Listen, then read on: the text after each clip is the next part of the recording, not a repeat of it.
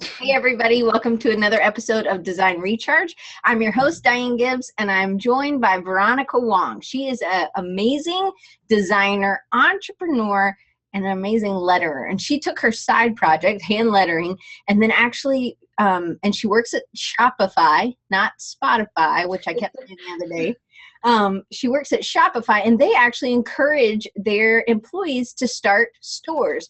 And so from that, she decided, and what I think is great is that she kind of took a twist on the hand lettering and chose a really niche market. So I want to talk to her a little bit about that. So thank you so much for being here, Veronica. Thank you so much for having me. You're also the only person I know named Veronica. Oh, well, that's lovely. I know. Well, when I was a kid, you probably don't know because you're younger than me, a lot younger than me. But there was this comic book called Archie. I don't know what the rest. I had like a good 70 book collection growing up. Oh, okay. Yeah. So you know. And Veronica had dark hair. You know, yep. Like that was the only. I campaigned to have my younger sister be named Betty, but my parents were not hearing it. They knew what the comics were, but they were like, "No, we're not naming her that. Stop asking." That's awesome. So it looks like Terrence figured out how to show two people on camera. So Terrence, you'll have to let us know how you did that in the chat, so then we can probably put it all together and share it with everybody. Oh, never mind. He didn't figure it out. He got two of the trains on camera. Oh, never mind. I was like, really? You figured it out. So I didn't get to meet Veronica at Creative South this past year, but I know she got to meet Terrence and a bunch of other people probably in the chat. And so she lives in Canada, right? So tell us a little bit about your background and where your love for design started, and then where you kind of started in your career, like what part of design? Sure. I when I was in elementary school, I think like 5th grade or something like that, we had a program that was called Women in the Web. It's a really cheesy name, but it was essentially some of the teachers and volunteers were trying to encourage young girls to be interested in web science, technology, math, that sort of thing.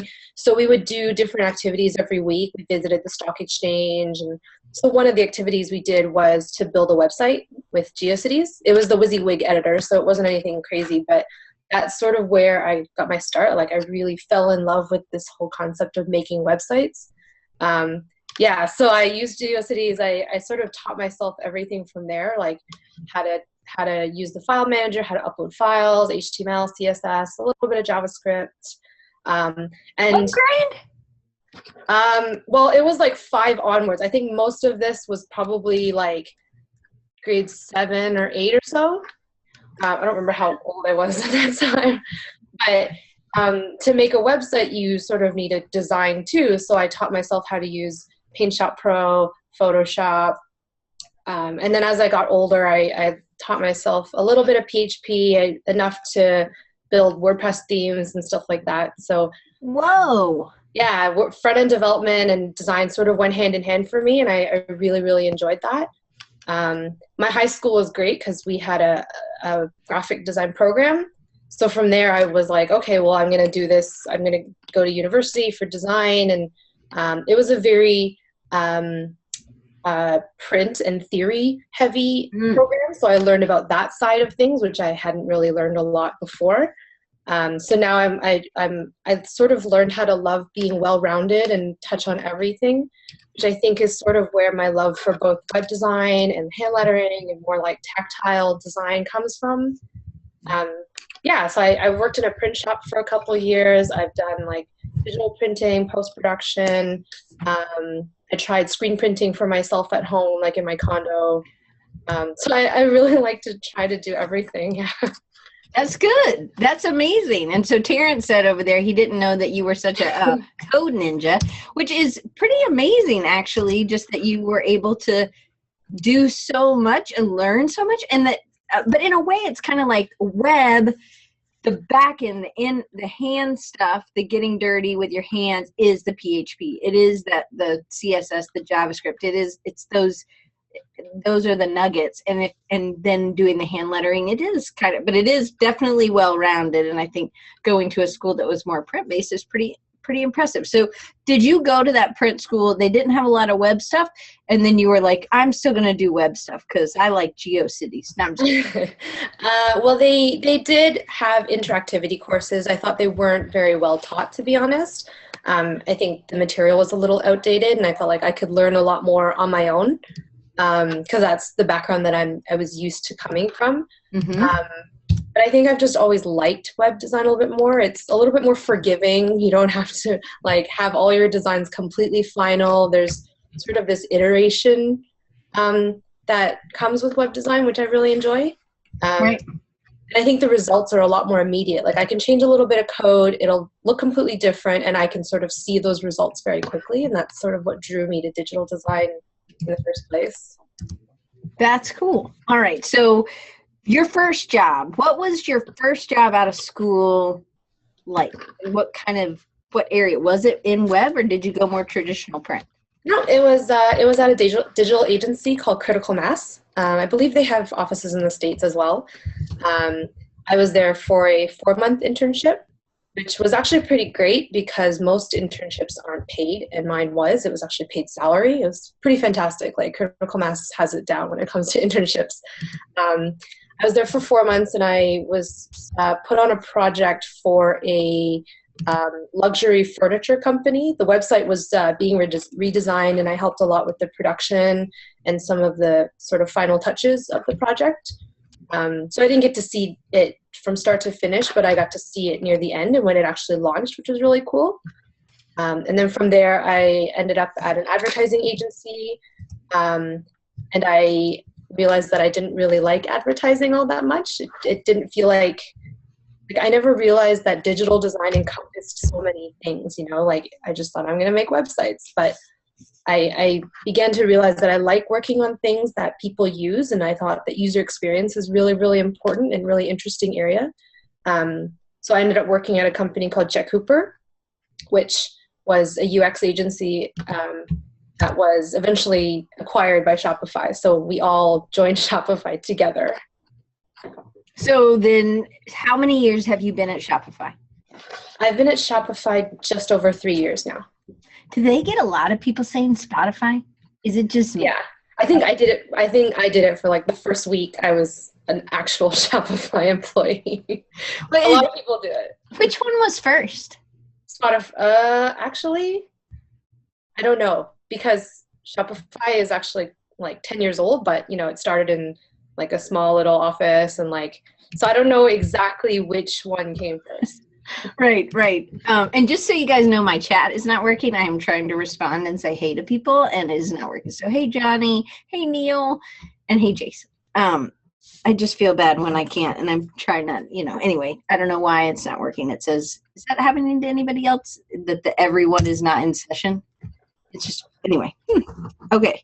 So when you first got hired, it was really, you were working somewhere else and it just got acquired. So how much did your role change, and how many people, because at this point you weren't working at Shopify, you were working somewhere else and then it got bought out. So how much did it change role-wise? And then how many people were kind of part of the business in the beginning?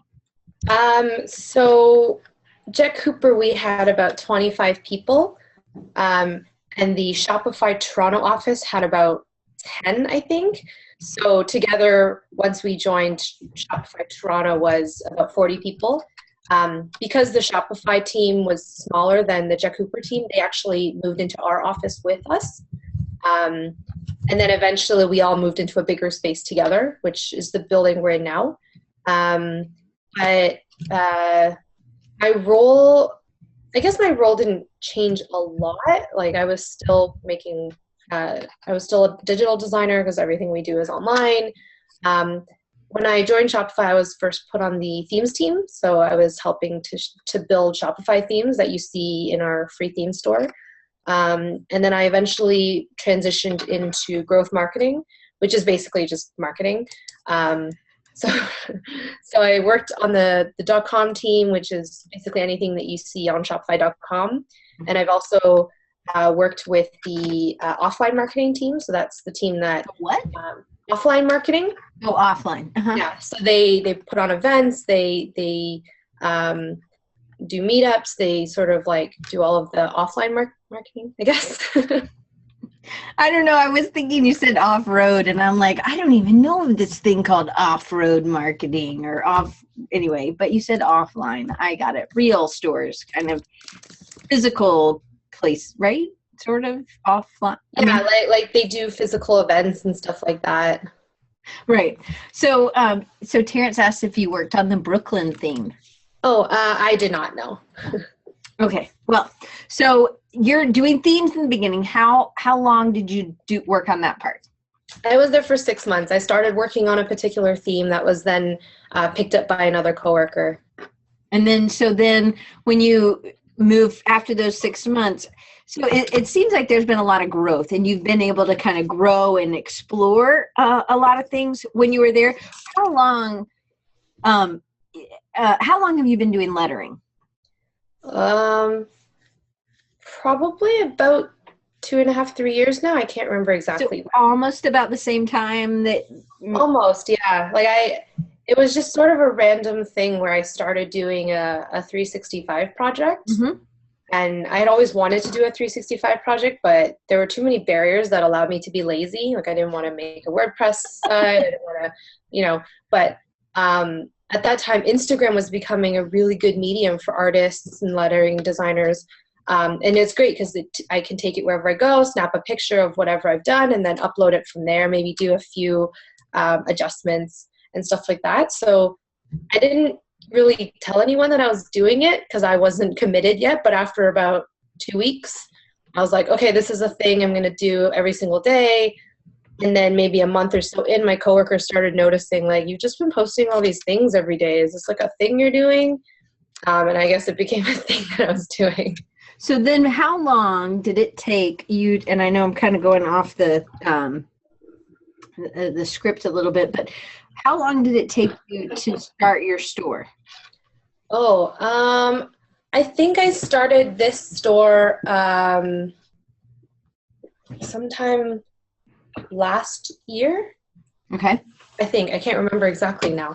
But it was sort of like I had never really even thought of opening a store before because I have no idea. Like, I don't know anything about manufacturing or selling or anything like that. But being around so many people at Shopify that run their own businesses, sell their own products, and are entrepreneurs, it's really motivating. And I was like, well, they make it seem so easy. Maybe I can do it, right? Yeah. So you're around.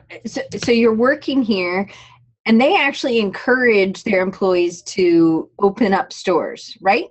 Yes. So the thing is, for us, if our merchants are doing well, then Shopify does well, right? And we want to be able to better understand the experiences that our merchants have. So the best way to understand what they go through is to be actually doing the things, right? Like it's one thing for me to open a test store and fiddle around with things, but I don't fully understand the breadth of all the things that our merchants go through. So Shopify encourages us to open stores, sell products, do what we can to really get in the mindset of the people that we are creating this product for.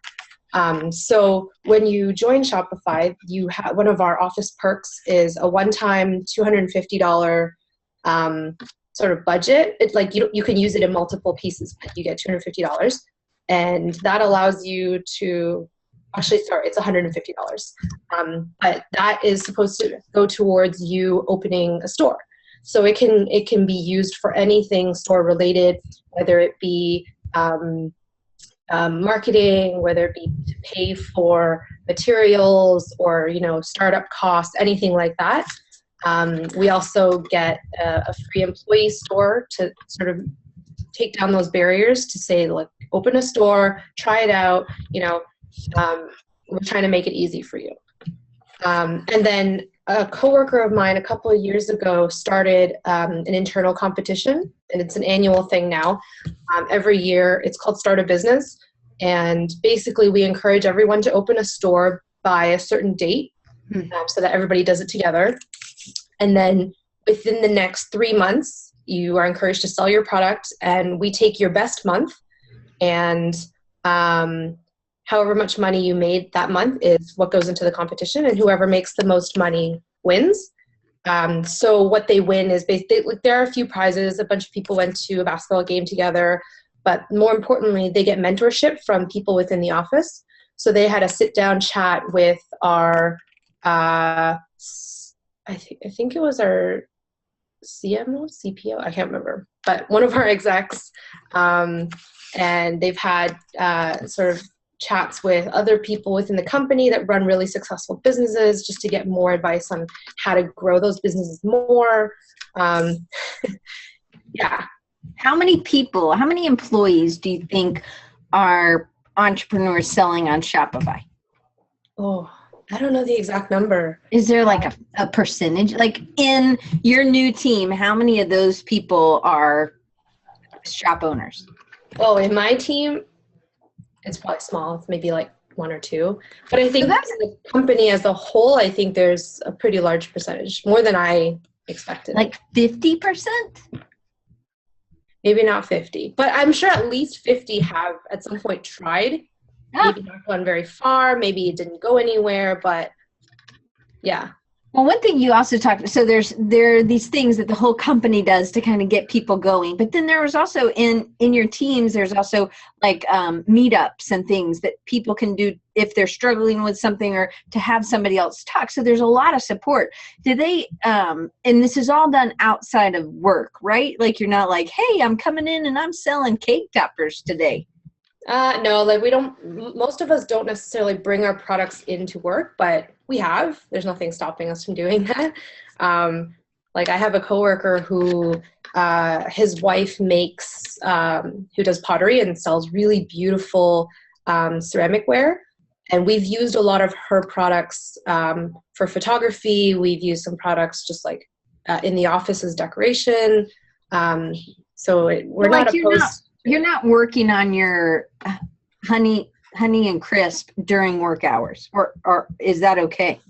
I don't usually, but there have been occasions where I've done a few things. Like I might, pop out during the day to mail something off, or, maybe touch up a design, or like it. Yeah, I have, but I don't think it's. But it's not like Google where they're giving you 20% of your week and you're doing whatever you want to do for. No, we sort of have something similar. It's called Hack Days.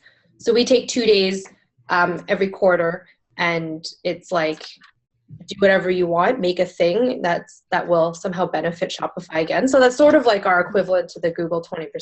Yeah, totally. That's awesome. And those things are fun, and they bring the team together. And I don't know if you said this, how many people work at Shopify now? I think we're just over 1,500 now.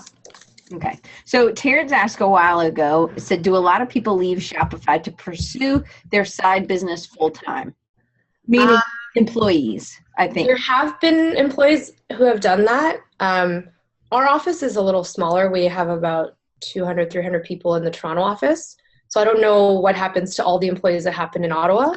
But there have been people who have left. I think some of the older employees, the veteran employees who have been with Shopify for so long, they've sort of moved on to pursue other endeavors.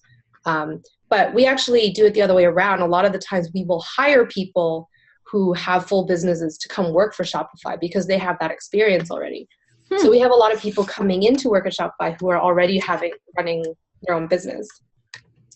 So Costa has a question. The free themes feel limiting. He's used 2 of them, but hard to justify $150 to $200 for a paid theme. Now, granted, she's probably not in this department, but we're going to ask.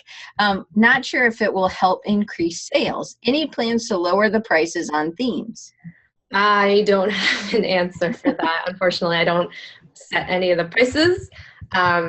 The free themes can be limiting sometimes. I totally get that. But we also provide complete free reign for you to access the code. You can make any changes you want. There's documentation on how to do that, and you can also hire people to help you do that. I don't know what the cost of that would be. It depends on the level of changes you want. But there are a lot of options for customizing. There are also I don't even know if I'm supposed to be telling you this, but it's not a secret. There are themes that you can buy on like Theme Forest and stuff like that. They are cheaper. I think they're like $40. But the only thing is we don't supply support for those themes. You got to contact the developers on your own and all that. So there are cheaper options, but they're sort of not guaranteed by Shopify. Right. They can't support something they didn't make. Exactly. Right. So did you know what kind of shop you were going to open? So you've been lettering for 2 years, maybe a little bit more than that. You've been lettering for 2.5 years probably. And then I would think that this would have been, because you're really good. You were using your lettering for doing client work. It was making money, but why? How did you come up with cake toppers? And I feel like this is like the biggest thing. Like for most people, it's like finding the product. Yeah, it's like you had this hobby, right? And you were doing freelance with it. You were making some money with it, but then you chose, instead of making T-shirts or instead of making stickers, you chose to do something really. I don't know. I love it when I saw it. And I'm pretty sure when it launched, I was like, who is this girl? And I'm like, oh my gosh. And then I contacted you and I was like, I want to Skype lunch with you. Can we do that? And we did. And it was great. And it was just, to me, it was so smart and clever to do what you did that I was like, how long did that take?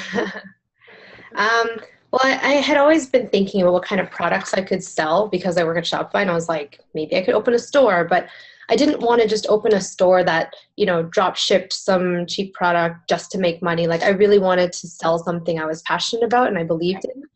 And I had, at the time I was thinking a lot, I was doing some invitations and stationery for weddings for my friends. And I was like, people are willing to pay so much money for anything that's wedding related. Like, how can I get into this industry without sitting here writing envelopes all day long, So I was talking to a friend and we sort of arrived at this whole idea of like cake toppers and how I could offer, pre-made designs, but also do custom lettering because that's really important for the wedding industry is customization. So it sort of spiraled from there. I mean, I spent a good year sort of mulling it over and thinking about it and sort of experimenting with some laser cutters and different materials and trying to figure out what I liked and what I wanted to sell. So yeah, it was a lot of sort of internal deliberation before I really went for it and decided that I'm going to do it for real. Because then you also it was all the things, and this is what I think is so great about this, is that you used your lettering, you're doing customization, but you're also doing just like, happy birthday or 4th of July or whatever. You have some just standards.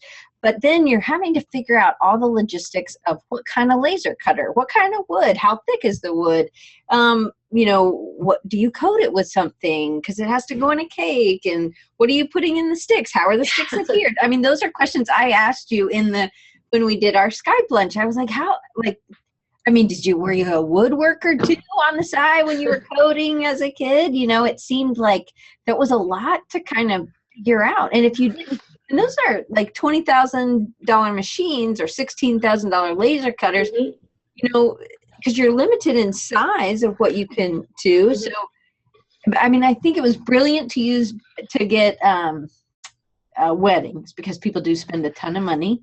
Yeah. It could be customization is so that was really smart. And I put a link. It's honeyandcrisp.com. So how much learning? So when from not opening, because you didn't open, you already had the product, but how much time did all the logistics take figuring out? It was at least a few months, I think. There were a lot of things that I didn't expect. So I was like, I can do lettering and cut things out of wood. It shouldn't be that hard. But what I realized was laser cutters don't actually like a lot of woods, like a lot of plywoods.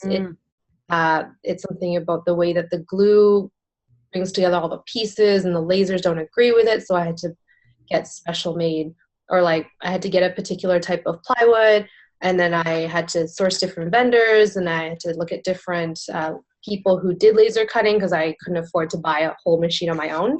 And I don't have room for one in my condo. And then I had to sort of sort out, how am I going to handle shipping? How much is shipping going to cost? How am I going to market all of this? And like, how am I going to package all of these things? And then it's like, what do I coat these things with so that they're food safe? Or like, can I explore paint options, which is something I'm doing now. So there were just so many different things, and I had to take them one by one and make a list. And it was like every time I managed to make a decision on one thing, I would have like 3 other things to think about. So that's a struggle also with the entrepreneur. It's just it gets overwhelmed and people drop, right? They drop off. So what helped you keep going? More just like being realistic with myself, like not saying, I think for me, this was a hobby and it was a side business. And because Shopify has given me so much to sort of bring those barriers down, like I don't have to, my store is free for me. I don't have the monthly charges, things like that really helped because I could sort of go at my own pace. I know not everyone has that kind of luxury, but I was able to realistically say to myself, if you want to be a little lazy this month, that's okay. Right. You were able to kind of take a break if you needed to, right? Yeah, exactly. So Nikki has a question. What's the process for customization? How do you limit it so that customers don't drive you crazy with revisions? Or do you have a letter count that you have to, because I would think there's, laser cuttings only go up to like 24 inches, some of them, right? No, the vendor I use for laser cutting has a relatively large machine. So yeah, but for customization, I have it very clearly written on the website that there are no proofs or revisions because what I'm selling is a product. I'm not selling a service in these cake toppers. So I very clearly sort of laid out a couple different styles or 3 or 4 different styles that you could purchase so that you sort of have a clear understanding of what the style will look like. And then I will just do your name and send it to you. So I've tried to be very clear about that. I did think a lot about that because as a designer, we're all used to like the revisions and the back and forth. And I was like, I don't want any of that. This is a product that I'm making. And the customization is just a part of that. So that's another thing that a lot of people don't think about. It is that small print or the terms and conditions, right? And so it's really important that you have that kind of worked out before. And maybe working at Shopify because you had seen so many things, you were around it more, but because we're not around it very much. So that's really smart. Is there anything you kind of based it off of, or did you just say, hey, I know I don't want to deal with revisions. They are paying for what they get, unless I misspelled something, right? Yeah, I think it was just a matter of sitting down and thinking about it. Like, how do I want to handle this? Do I want to be really opinionated and just say no revisions, no proofs? Does that sound kind of mean? Should they have the option to do that? So far, I've really just made the hard decision. It's just a product that I'm selling. There won't be any proofs. At worst case, if somebody did email me, which they haven't yet, to say, hey, I need a proof of this, I could be open to sending them a preview, but with the understanding that there would be no revisions. It would just be like a little peek. And I do have a return policy, so I decided that it would be a good idea to offer a refund policy. If I remember correctly, I don't have a refund policy for the customized ones, only the pre-made ones for error and stuff like that. So this is another great question Neil has, but I want you to show some images, if you can, of some cake toppers, so that if people don't know what it is or they want to see it. So, but Neil's question is: do products ship from the vendor to the customer, or do they ship to you first? Which I think is a whole nother ballgame that you have to deal with, right? Because you're in Canada. Yeah. So actually, all of the products can be seen on honeyandcrisps.com if that's easier for people since we have the computers. So my vendors are all local, so I can send them my files and I can pick up the cake toppers directly from them, and then I hand coat each one of them because I'm trying to be strappy and or scrappy and like keep costs down. So I coat each one myself so that they're food safe, and then I will ship them out personally to the customers. Cool. So like with Etsy, a lot of times if I buy something, they'll come in this really like, they'll be in a box or whatever, but then the rest of it will be really packaged really nice. Like, what do you do for that extra little bit if somebody gets a cake topper? Is it just put in a box and bubble wrap around it, or do you do? Yeah, I thought a lot about how I wanted to package my design, or because it is really like a luxury item almost for your wedding. And it is your big day. I want it to look special. So it comes in this sort of white box that has a pink ribbon on it, logo on the front. And then the inside looks like this here. I can send a link. But essentially it's got like shredded paper filling. And then the cake topper goes in and a nice little foam padding layer. And I'll usually write a little handwritten note just to say thank you for supporting our product. I hope you have a really wonderful wedding, and just to add that personal touch, because I think going above and beyond in that sort of way really matters a lot. Absolutely. So it is the customer service. It is understanding that, yes, this is a business for you, but this is somebody's one and only day. Yeah. Right? So that's really cool. I was trying to make sure I processed all the questions. And so one of the things you had to deal with was shipping to the United States. Mm-hmm. Were you going to do that? Were you not? And then how were you going to handle the cost that is incurred? Because that's there's a big shipping cost difference. Yeah, I don't really understand why, because we're not that far away from you. But anytime I buy things, I have to pay a lot more for shipping. Right. So I thought a lot about that and how I wanted to handle that. Obviously, shipping to U.S. customers was a must because the market is so much bigger there. There's just more people, and you guys are like the closest neighbors we have. So I looked into a lot of options. Our main options here are Canada Post. We've got UPS and FedEx, but they're more expensive. What's Canada? Canada Post? Is that what you said? Yeah, that's our major mail carrier. But there's a third-party company that's based out of Toronto, I think, called Chit Chats Express. They offer shipping to the States at a fraction of the cost of what I would pay Canada Post, and that includes tracking label and everything. The process to use them is a little bit harder because they're not like a super organized company, but I have to go and so it's cheaper and it's been reliable so far. So I've been using them to bring costs down because I know that being able to bring the cost down will help me a lot in that whole process. So it's about being not giving up, being resourceful. But we knew that you were good in being resourceful because of you're in 5th grade and you're learning how to code, right? So again, you're kind of pulling things. You don't mind a little bit more work, and that's a thing for entrepreneur. You choose either to pay, just like even with the free themes from Shopify, you choose to either pay and then tweak, and you have to figure out how to tweak, or you're going to just pay for a better or more specific theme that's going to work for you. Yeah.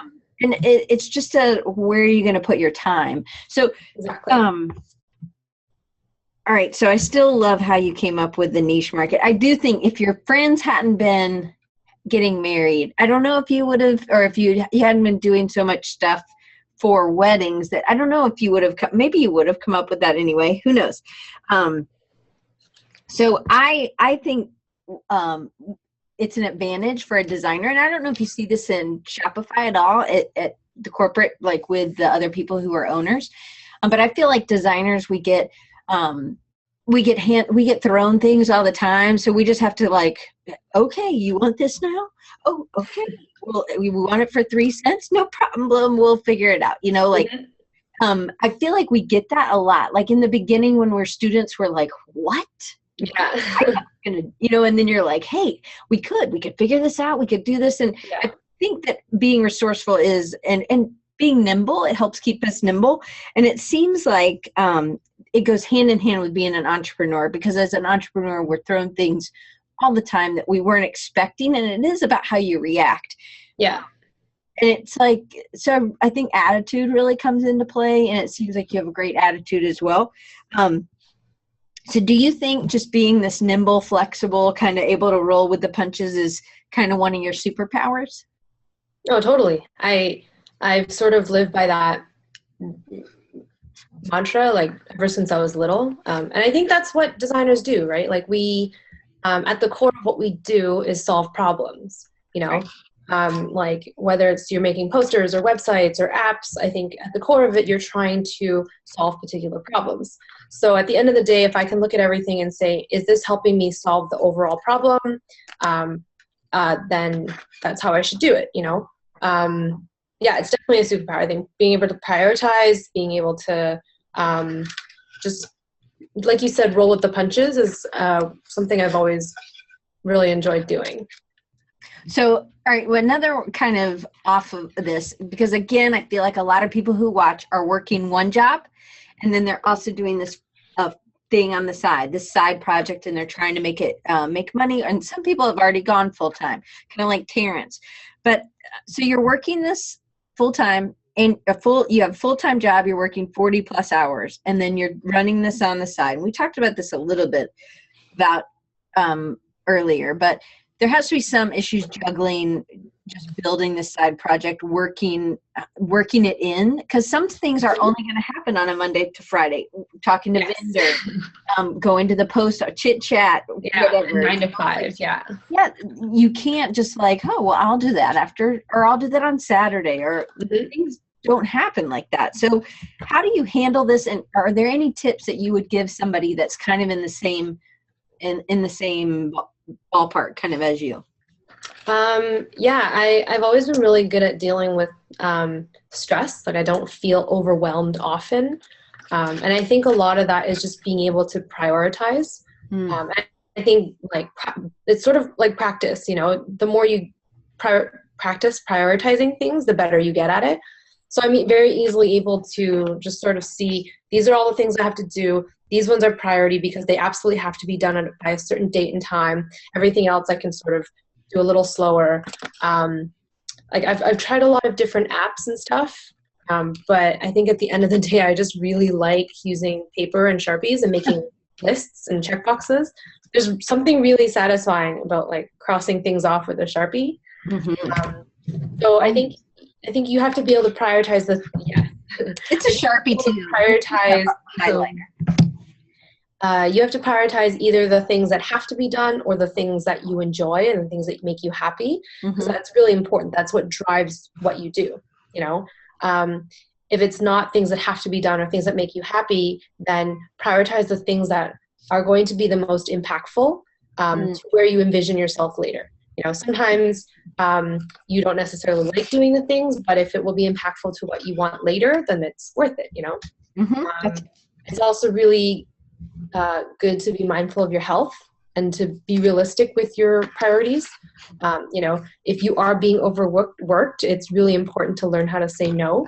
How are you at saying no? I'm better now. Like when I first graduated, I was saying yes to everything. I was doing projects. I was doing my day job. I was doing freelance work. I was doing everything. And at the time I was also commuting an hour and a half each way to work. And it was a really, really important lesson to learn how to say no. Like, no, I don't need to do this project. Like I have a full-time job, so I have more luxuries to say no to certain freelance projects. And I started to ask myself a lot more like, does this sound fun? Do clients sound like enjoyable people to work with? I tend to take on freelance projects these days that have a really loose timeline, so I don't have to have things done exactly in 2 weeks. It's sort of like, yeah, I'll have some sketches to you in like a week or two, and they're totally okay with that, right? I think when I was younger, I learned a really good tip that you should be realistic about budgeting your time for breaks. So if you look at your week or your day, make sure you have time to, you know, watch a TV show or go out with friends or go bowling or like do a thing. And I think that really encourages you not to procrastinate so much. if you know that you have this block of time on your calendar that you're going to be going to do something fun, that's sort of like what you're working towards, like I'm going to work really hard today because I know I'm going to go out tomorrow. And that really, really helped me a lot when I was younger. That's good. That's a really good, do you tell your sisters that? I do. I have one sister, and I try to tell her that a little bit. Sisters, it just came out like multiple. Oh, that's okay. But no, it was great because when I was younger, I used to watch a lot of TV. I still watch a lot of TV, but it was like I know that each evening I'll have to budget at least 1 or 2 hours of time to watch this TV show that I really like. So I know that hour's gone, like guaranteed, it's already gone. So that leaves me with another 3 or 4 hours to do this many things, So saying no, I think, is really key. And I also think keeping your expectations of what you can do really reasonable. And I feel like that's a little bit harder when you're just starting because you don't know how long certain things are going to take. But it seems like you were able to kind of and I think this is great. You were able at a young age, you were able to attack something and you were like, I can figure it out. And so it doesn't matter. You can figure it out. It's just the time frame that you're going to be able to do that in. But keeping your expectations reasonable and keeping your clients' expectations reasonable, I think, has been something that you've been able to get better about. But I also feel like that saying no, the first person you said no to, did you say it I just don't think it's a good fit for me? Or what was your answer? It's going to be $10,000 for that logo or something. You didn't want to do it. I've done a number of things. Sometimes I will sort of highball and give them really high prices so that, because it doesn't sound like these are for projects that kind of sound interesting, but I don't really want to do it. But if I had to, I probably wouldn't hate it. So, I know it's not probably necessarily the nicest thing to do, but I've definitely given some quite high estimates before for a number of reasons. Maybe they wanted it really last minute. Maybe it's a really strict deadline that I'm not used to, like I said. So it's not that they were unfair quotes either.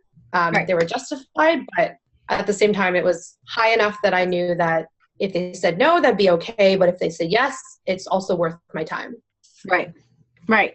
So is it usually just in a budgeting thing? It wasn't this is, I'm not really interested in this project.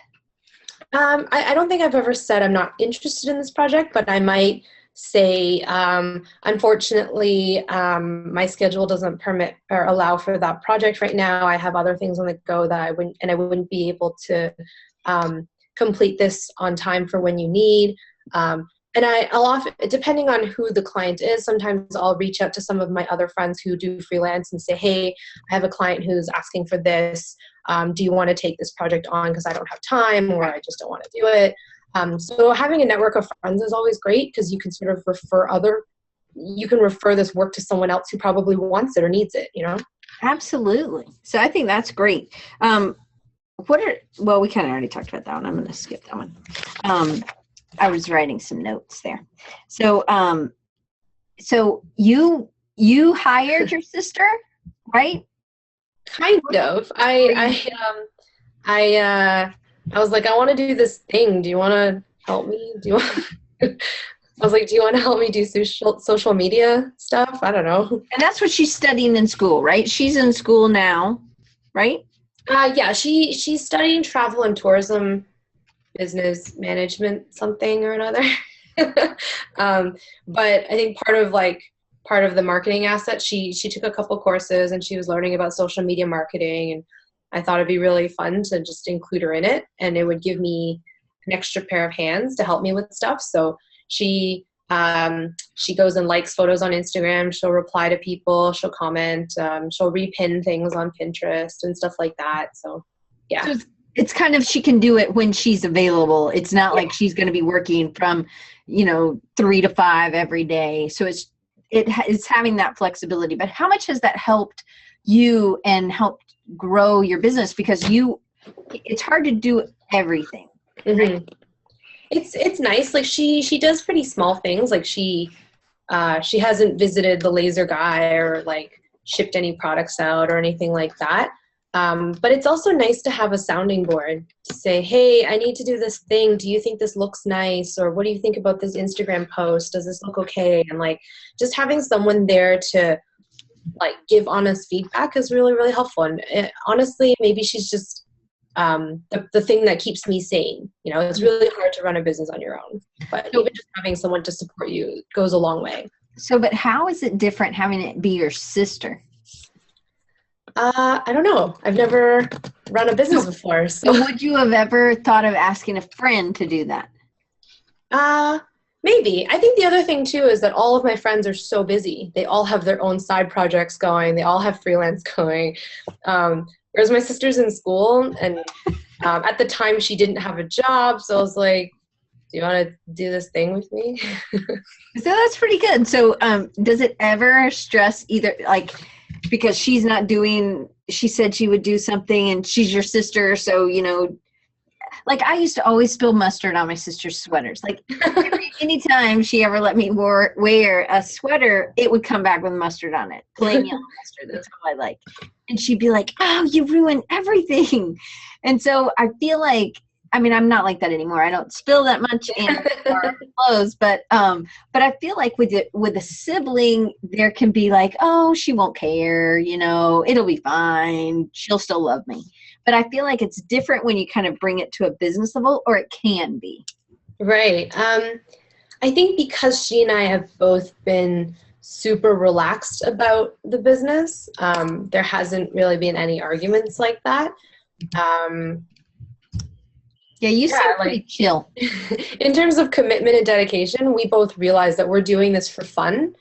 Like I said, we have the luxury of this not being our primary source of income. It's not our like primary focus in life. It's just a thing that we're doing together for fun. And it's really good to remember that all the time.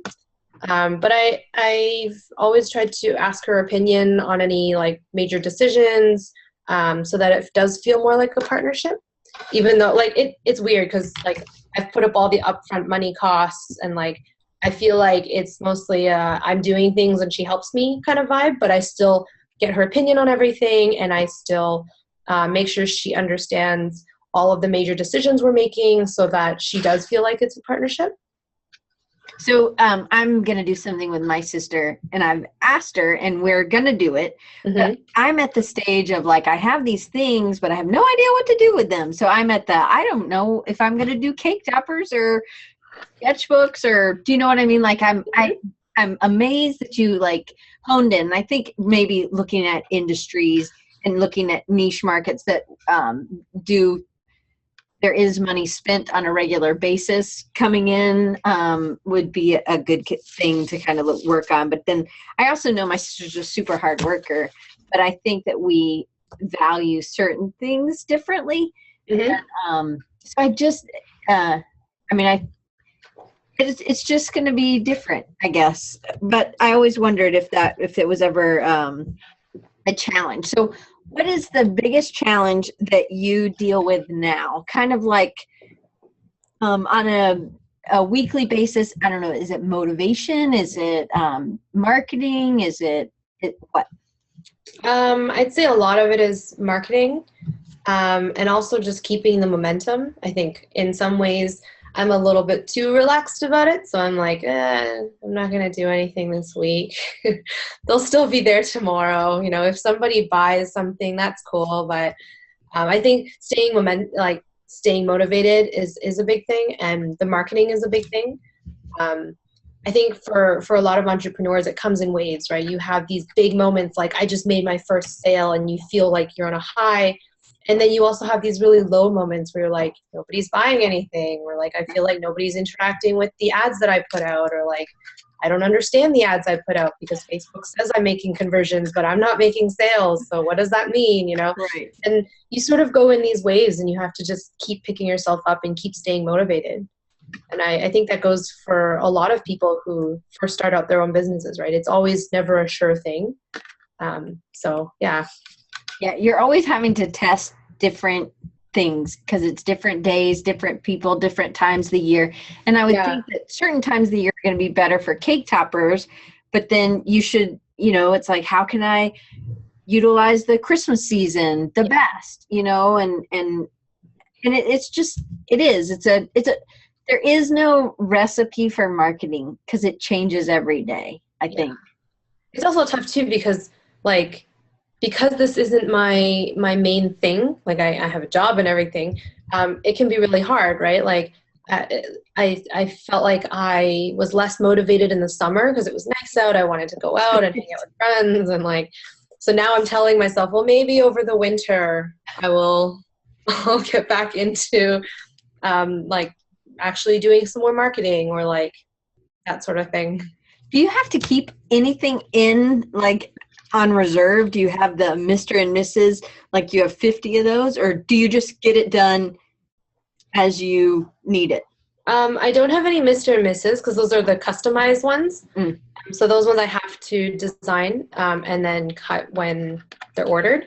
But some of the other designs I have like one or two at least on hand at a time.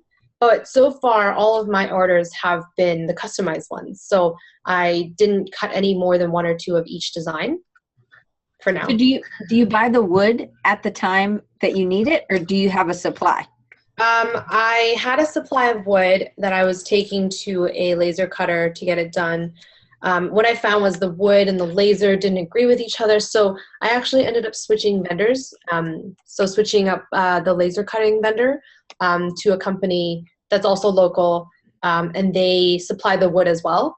It's a little bit more expensive because I'm not buying the wood wholesale from a wood supplier, but that's sort of one of those things where I was like, maybe I'll just pay the extra money for the peace of mind that the product comes out good.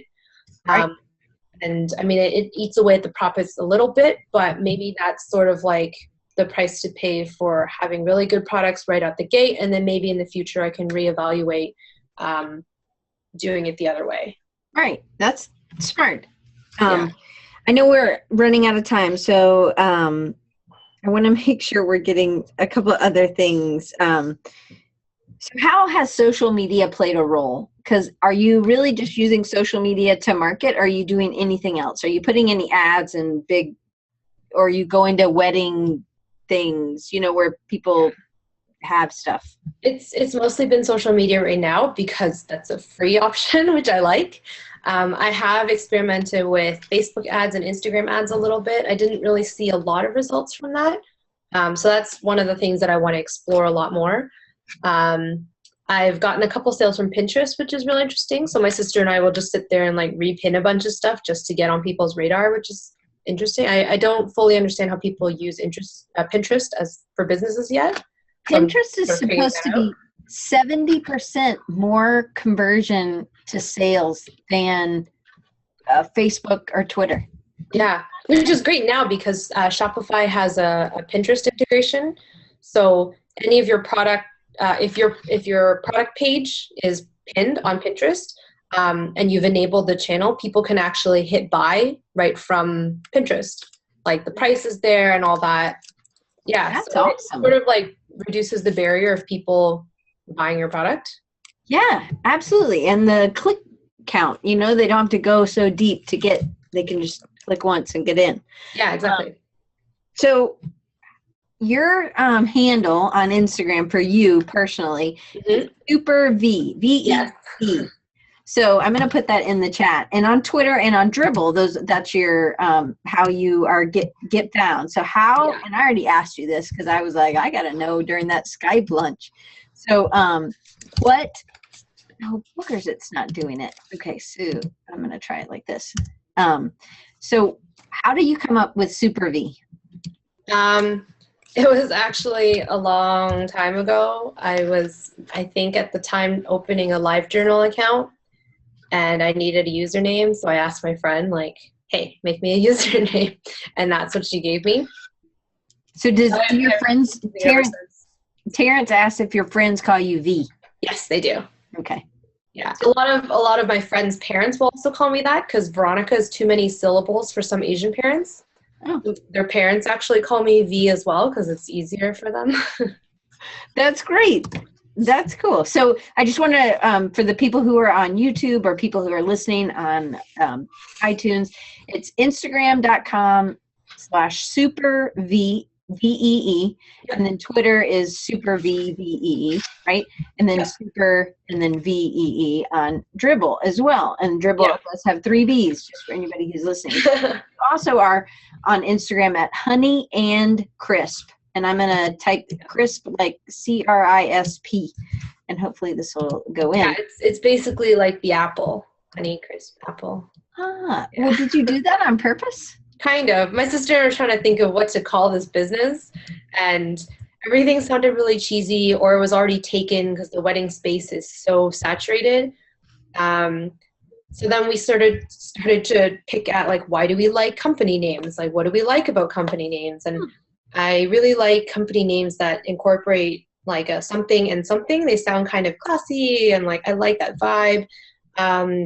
And Honey Crisp apples are also my favorite apples. So I was like, it's kind of cute and I don't hate it. It's the first name that I made up that I don't hate. And the social media and the domain is relatively available for everything. Some of them we've had to do variations like Honey and Crisp Co. or something like that. But for the most part, it was available. So I was like, I don't want to think about this anymore. There are so many other things that I need to do. Let's just go with this.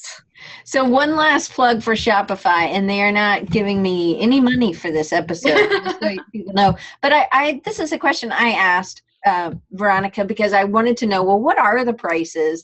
So there's kind of a standard, but then there is a cheaper. Can you kind of go through like that, if you're thinking about like taking your product to that next level and you think, hey, Shopify sounds like a pretty good spot. What right? Did I say Spotify again? Yes. Of course not. Anyway, okay, forget about Spotify. So what would Shopify, what's like the basic package that a lot of people, like it's kind of not the lowest, but the or whatever package? The basic is $29 a month. That gets you an online store. It gets you the ability to use any of the sales channels. So the Pinterest thing that I was talking about earlier, Facebook, being able to sell through Messenger, which is one of our newer channels. All of our prices and all of the sort of breakdown can be found on the Shopify site, which I can't seem to see. shopify.com, right? Yeah. And then if you go to /pricing, you should be able to, why can't I send them? You have to do it to panelists and then go back to everyone. I'm going to call them as soon as we get done. It's really frustrating, but then, yep, see? Oh, there we go. Okay. So there's a huge breakdown there. With this, you can also use our mobile app. You can use the mobile app and get a free card reader, so you can sell in person as well, which is great for a lot of you. I know a lot of you sell online and also at booths or like at vendor booths and stuff like that.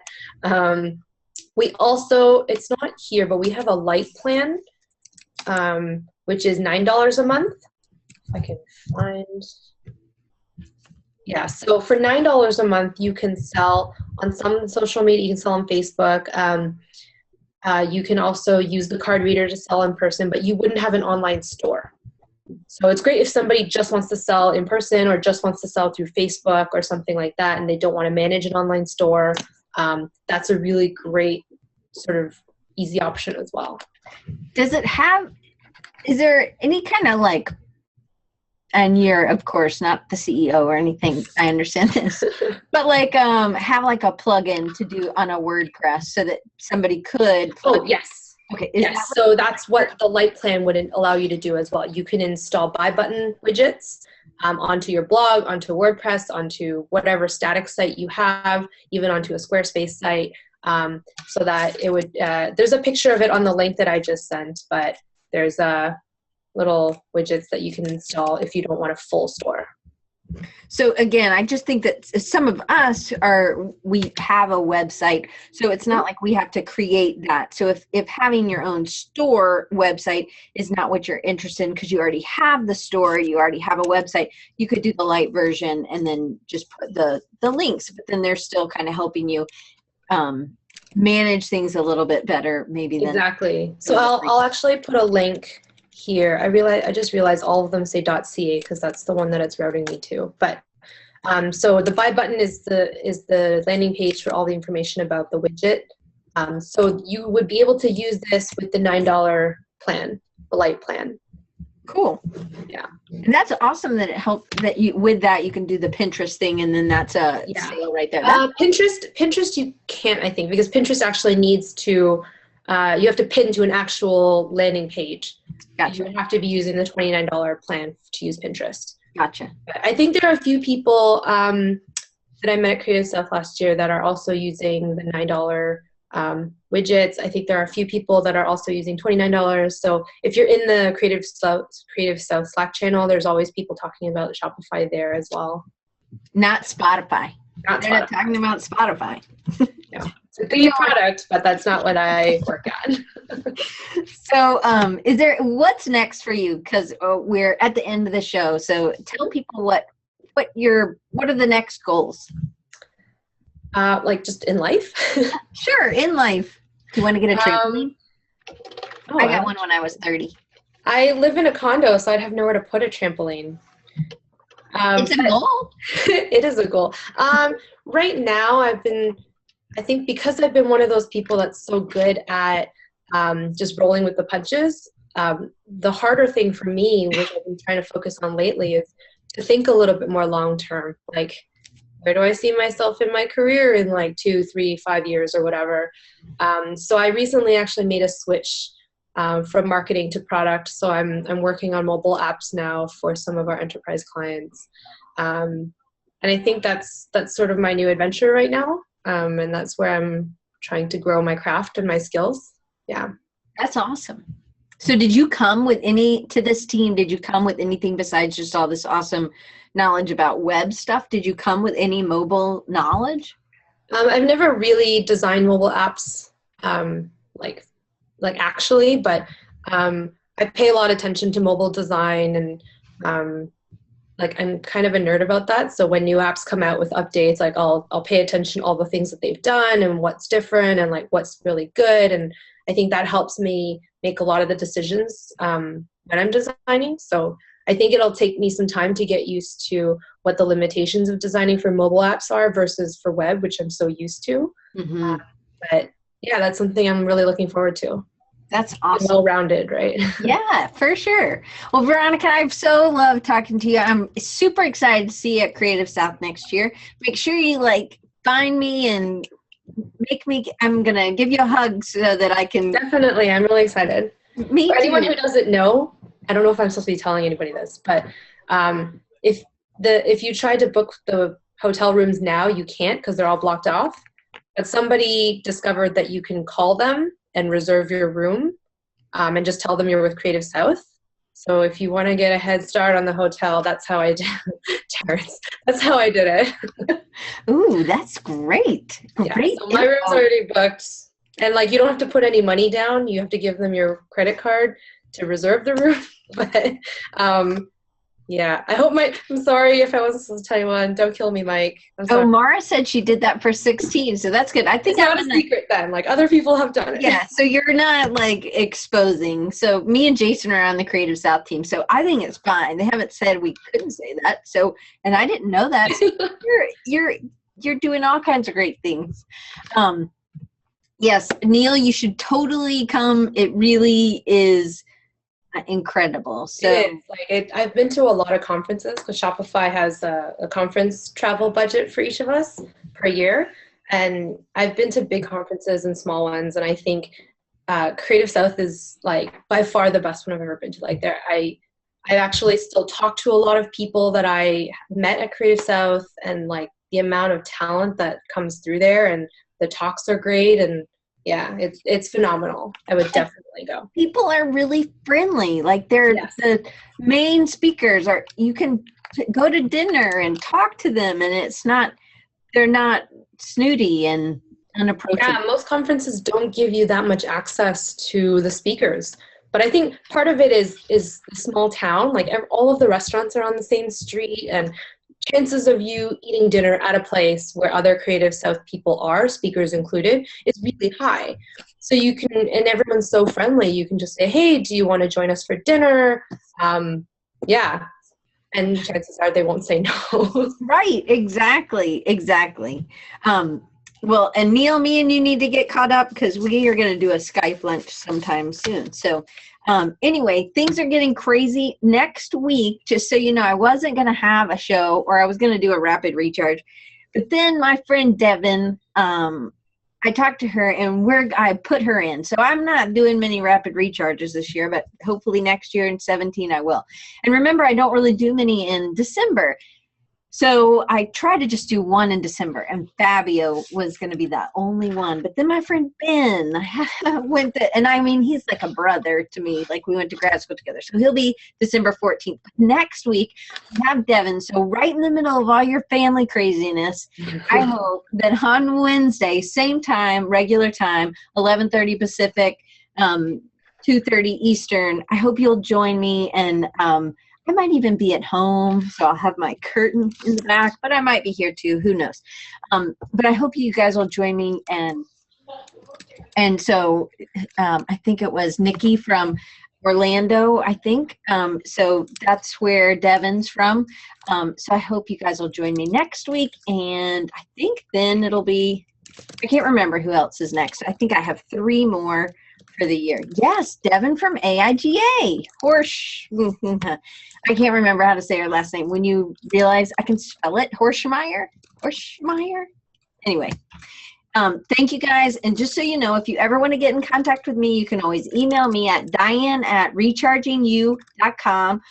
And then check out other videos at rechargingyou.com. And I've got some new things kind of coming in the works that I'll probably be launching mid-February for Valentine's Day, showing the love again. So check it out. I will see you guys next week. And I'm sorry, Devin, I can't pronounce your last name yet, but I'll practice for a whole week and I'll be able to do it. So thank you, Veronica. Thank you so much. Tons of information, and I just can't wait to see what's next. I wish I had a cake to top, but I will definitely share this because I have lots of students that that are getting married, and so I will definitely share because I think it's such a great product and it's so beautiful, and it's beautiful that you let her did it So much. So see you guys next week. Thanks so much, Veronica. Bye. Thank you.